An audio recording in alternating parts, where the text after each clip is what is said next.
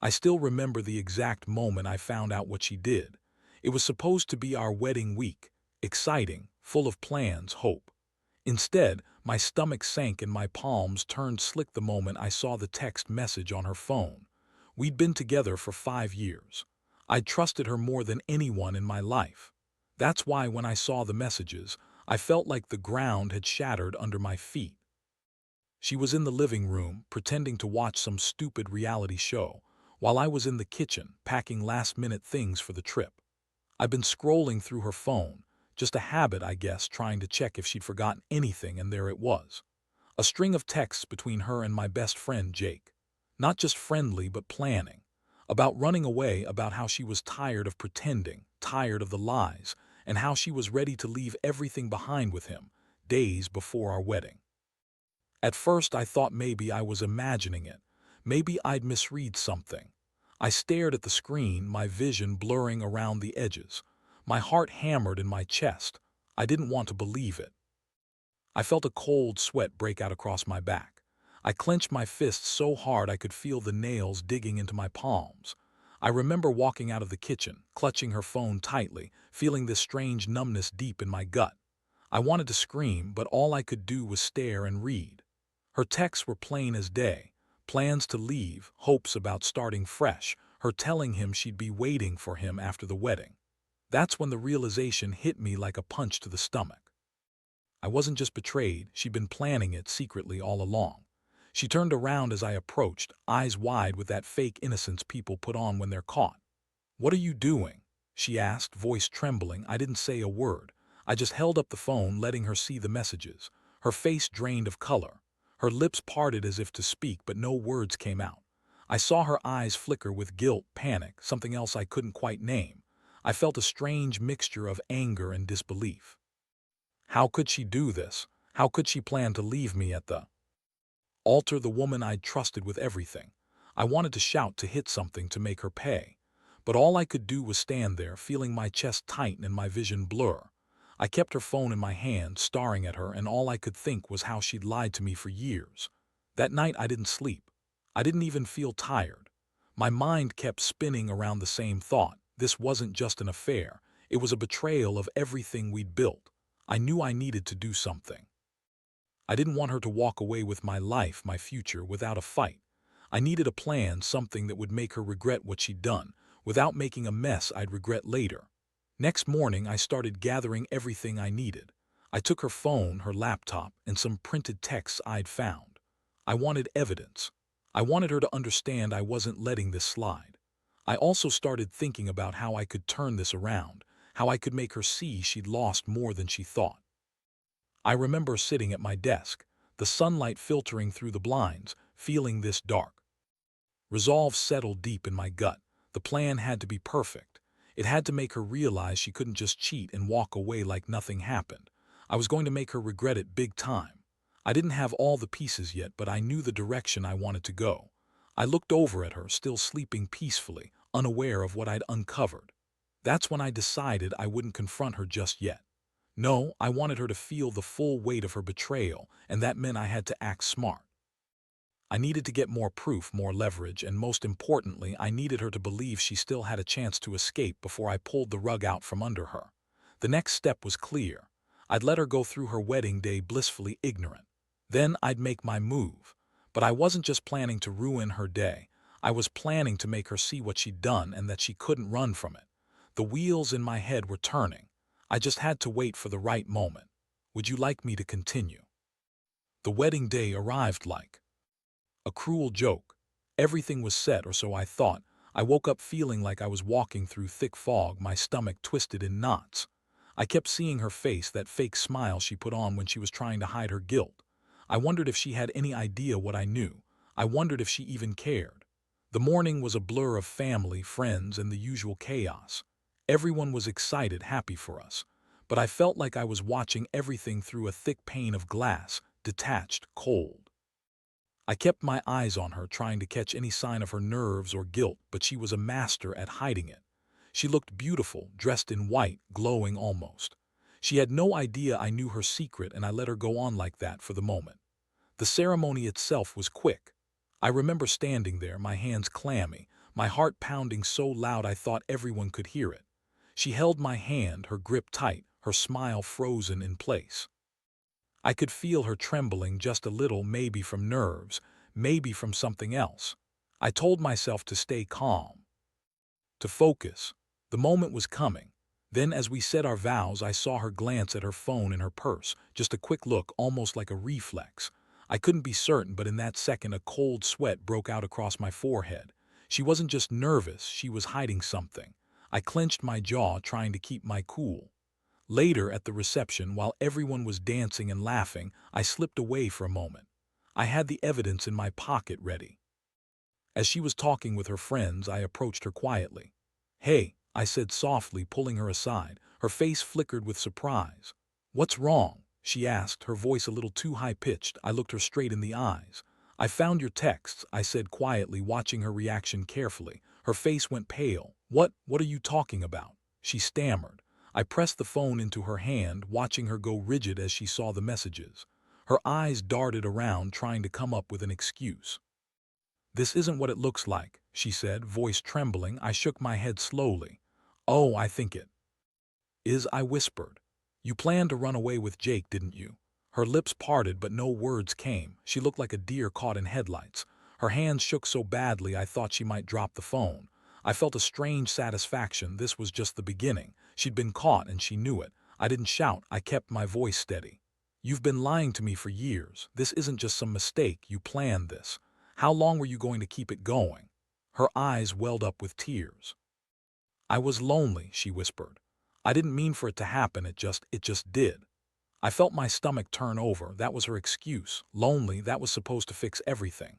"Lonely," I repeated, voice cold. "That's a pretty convenient excuse, but I see the truth now. You never loved me, did you? You just wanted to run away."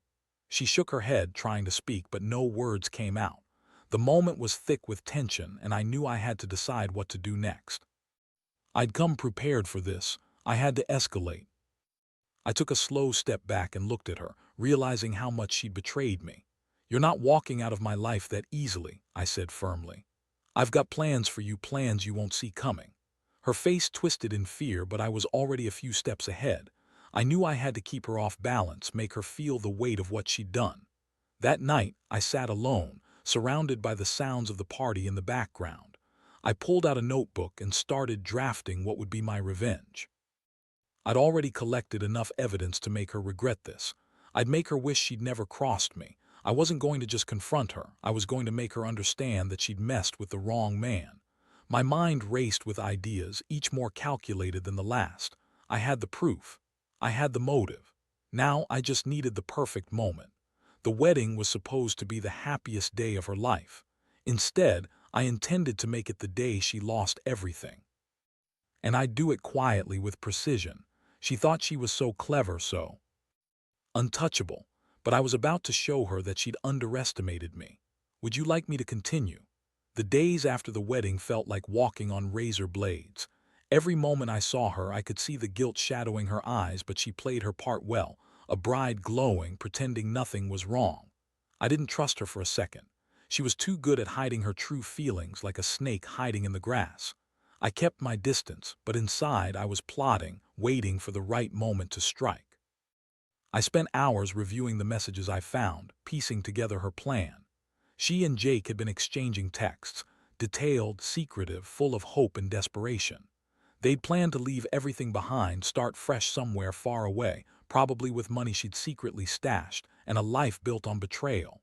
Their texts were so vivid, so brutal in their honesty, that I felt like I was staring into her soul and seeing the truth for what it was.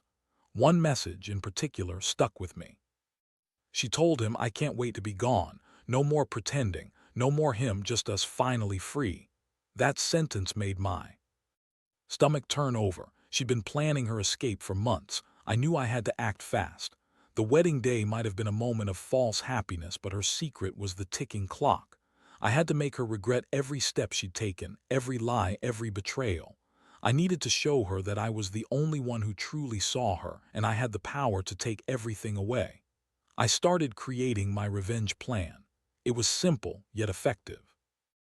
I wanted her to feel the sting of betrayal, the loss of trust she'd so casually thrown away. I would set her up, give her enough rope to hang herself, all without her realizing I was in control. First, I gathered more evidence. Hidden receipts from her secret stash of money, copies of her plans to leave, and a few more revealing texts I'd managed to access. I wanted her to believe I didn't know everything, just enough to make her sweat.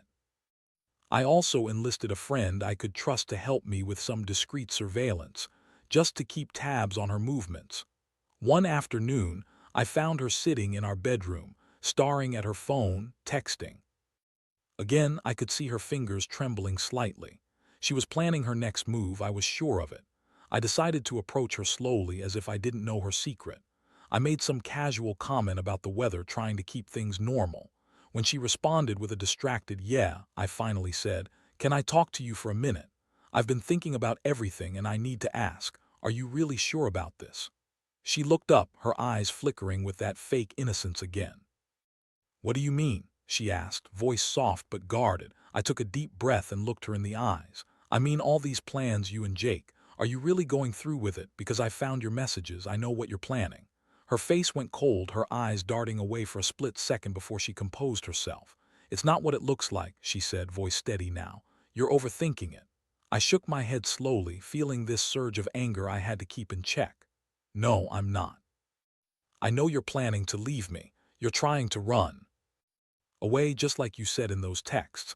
I saw her shoulders stiffen. "You've been lying all along. You pretended to love me, but all you wanted was to get out." She looked at me with a mixture of guilt and defiance. "You don't understand. I was lonely. I was desperate. It wasn't supposed to go this far." Her voice cracked slightly, but she was trying to sound convincing. "No, what you were doing was planning your escape," I replied coldly. "And I'm not going to let you walk away that easily." I felt my fists clench but kept my voice steady.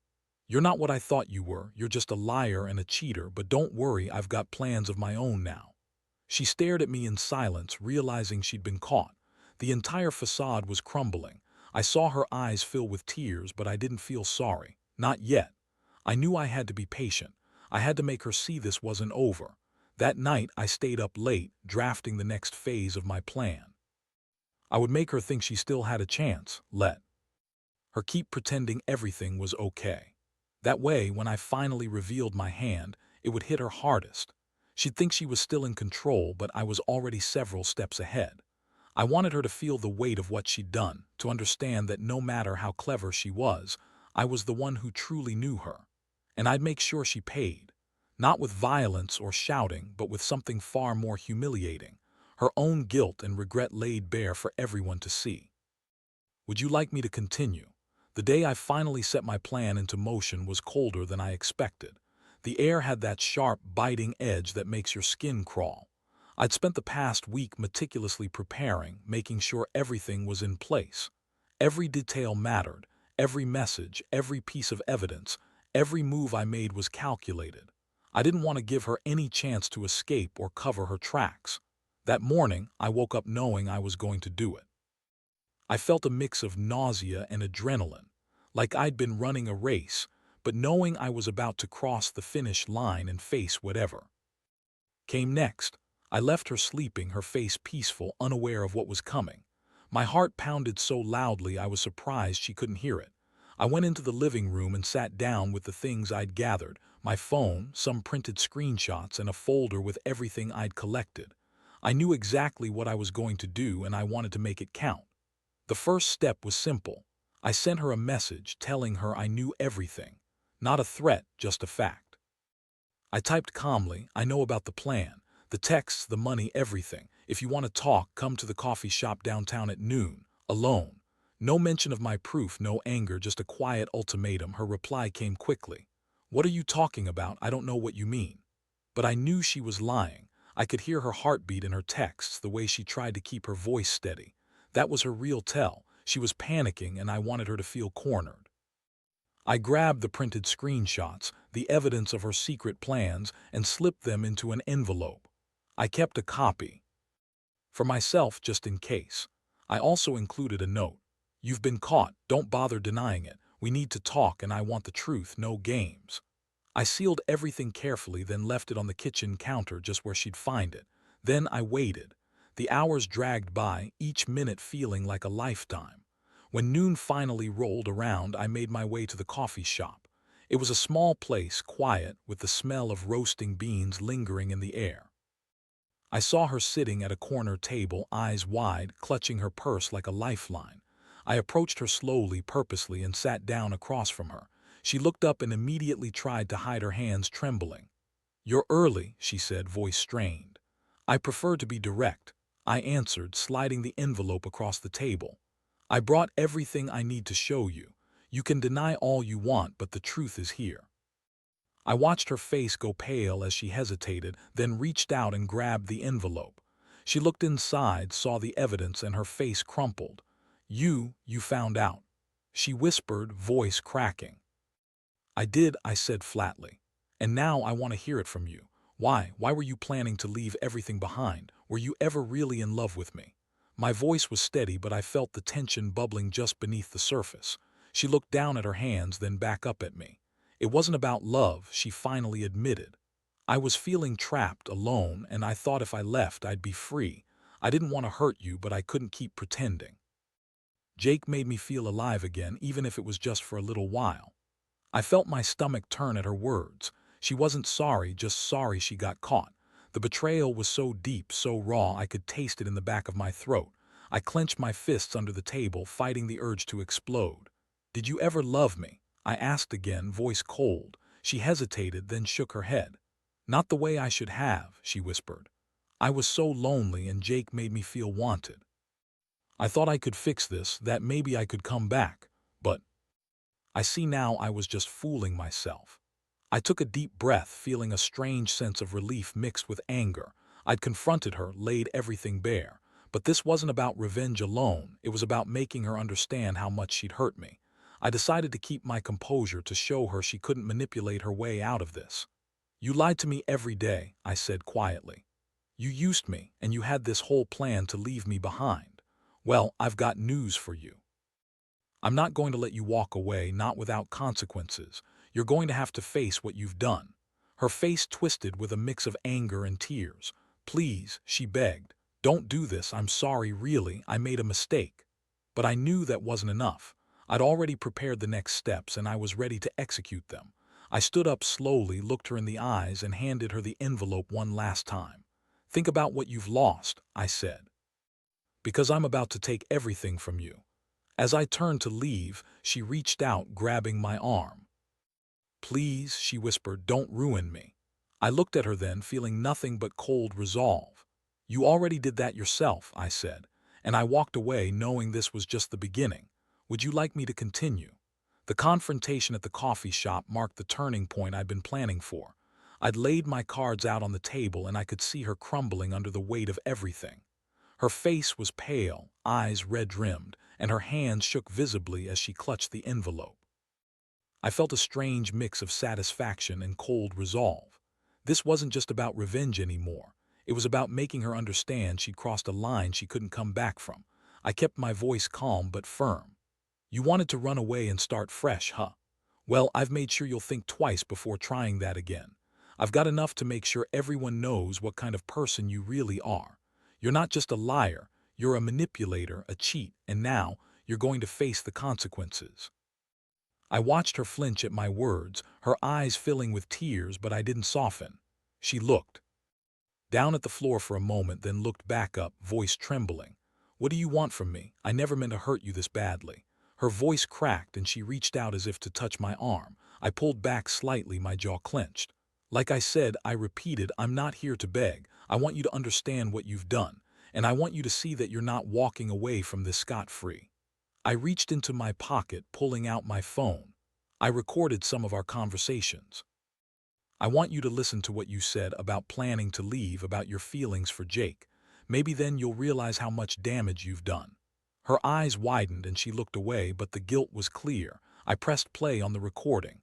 Her voice, trembling but honest, filled the small space between us. "I don't want to hurt him, but I can't keep pretending. I think I love him. I've never felt this alive before." Her confession sliced through the air like a knife. She froze when she heard herself, then looked up at me with wide, pleading eyes. Please don't do this. I was stupid. I was scared. I didn't mean for everything to blow up like this. Her voice was almost a whisper now. I shut off the recording and stared at her. You're not just scared, you're a liar, and you've been planning this for months. You want it out and you used me to do it. Well, I won't let you get away with it, not without paying the price. She started crying then, silent tears rolling down her cheeks. I'm sorry, she whispered. I really am. But I can't undo what I've done. Her voice was barely audible. I looked at her and felt nothing but cold fury, but I didn't want to break her, at least not physically. I wanted her to understand her own failure, her own betrayal. That's when I decided to escalate my plan. I pulled out a folder I'd been keeping, evidence, proof, everything I needed to make her see she'd lost everything. Here, what's going to happen next? I said. I'm going to give you an ultimatum. You either come clean about everything to our friends and family, or I'll do it for you. You can. Choose to protect what's left of your reputation, or I'll ensure everyone knows exactly who you are: manipulative, dishonest, unfaithful. Her eyes flicked with horror. You wouldn't. Oh, I would, I replied, voice cold as ice. And I will, because you left me no choice. I slid the folder across the table. Think about it. Your future depends on your honesty now. She looked at the evidence for a long moment, then slowly nodded, tears streaming down her face. I'll do it, she whispered. Just don't hurt me more than I've already been hurt. I knew she was bluffing, but I let her believe she still had some control. That was part of the game. I wanted her to think she could still hold on, that I was just threatening her. But in reality, I'd already begun working on my next move. I left the coffee shop without another word, feeling the weight lift from my shoulders, yet knowing the hardest part was still ahead. The aftermath. The fallout. The moment when her secrets would blow up everything she'd tried to hide. And I was ready for it. As I walked away, I felt my chest tighten with a mixture of relief and cold anticipation. I was about to make her regret every lie, every betrayal. She wanted to leave, and I was going to make sure she couldn't escape. Not without consequences, not without feeling the pain she so casually dished out. Would you like me to continue? The days that followed were a whirlwind of chaos and quiet satisfaction. Once I'd handed her the folder with all the evidence and set the ultimatum, I knew my plan was in motion. I had done everything I could, and now it was up to her to face the consequences. I avoided her, not out of spite, but to let her stew in the reality of what was coming. I could feel her trembling every time we crossed paths, her guilt weighing heavier with each passing day. I told her I'd go public if she didn't come clean. That was the final move, an ultimatum she couldn't ignore. I contacted a few mutual friends, shared just enough to make her realize I was serious. I told one close friend that I had undeniable proof of her betrayal, hinting that it would be better for her to come clean than have her reputation destroyed. That night I watched her face change from confidence to fear as the truth dawned on her. The day she finally broke was almost anticlimactic. She sat me down in our apartment, tears streaming, voice trembling. I'm sorry, she said, choking on the words. I didn't mean for it to get this far. I love you, really I do. But her words sounded hollow, rehearsed, and I didn't believe her for a second. You lied to me for months, I told her sharply. You planned to run away with Jake. You used me, and now you're sorry. Sorry doesn't fix what you did. I felt my voice shake with controlled rage. You wanted to leave, and I let you think I was okay with it, but I was. I've been gathering proof, and I've told everyone what you're really like.